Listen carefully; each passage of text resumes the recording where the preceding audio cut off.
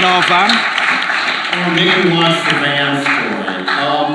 When he talked to me about it earlier, he said it was a bus, and no, it wasn't a bus. It was a rented, slightly larger Volkswagen bus that was sold over here that a lot of vans used to tour in back then. And I just come off the first English primarily and then European Dead Kennedys tour, and we were sharing horror stories about these vans themselves, because both of us had experienced going over just the wrong bump and just the wrong time, and the windshield shattered on our laps. We drove through a rainstorm through Belgium and then back to England with no windshield. Yeah, but I was trying to meet people, stayed in London a little bit, see as many bands whose records I love but could never see as I could. Got to see Bauhaus, Lead Flat Field came out, Discharge, The Sound, Monochrome set of all people were really, really good too. Anyway, so I don't know how we ran into each other somewhere, maybe a show, oh yeah, come see us tomorrow. And UK Subs were doing Top of the Pops, a show unlike any in this country, where if you had a single that was a hit in the top 30, and at the time you were major label connected and riding a string of successes, and Party in Paris was the new one you were going to play. Well, that must have been 79. No, it was 1980. 1980. There you go. November or October, I think, but probably October. Anyway, so we're riding there, getting to know each other, and then I kind of been filled in on how Top of the Pops works, and as far as I know, does to this day, which is just, it's worse than just lip syncing.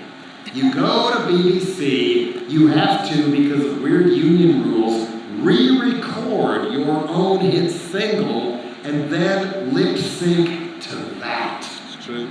Don't play live in front of an audience, you've got to do it the stupidest way possible. Even the Midnight Special had more fire than this. And so we get there, and because I think he played keyboards or something on the song Captain Sensible was with us too, and that made everything a lot more fun, because he's someone who's never lost his fondness in his heart for causing trouble.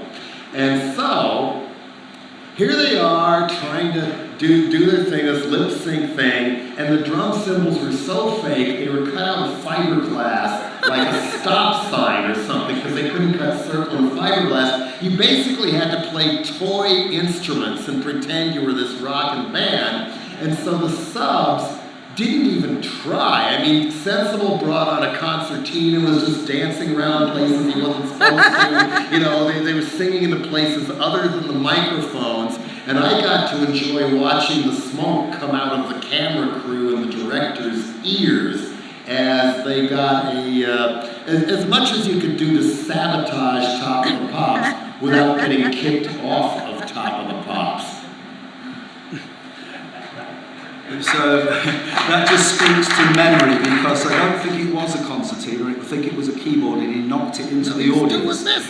There was a concertina on the record, but I think he played, now we'll have to check on that, but this is going back to memory. I think he had a little keyboard like a farfisa, and I think he knocked it into the audience. He might have had both. He may have had both. We'll check on it. I'll look at the footage.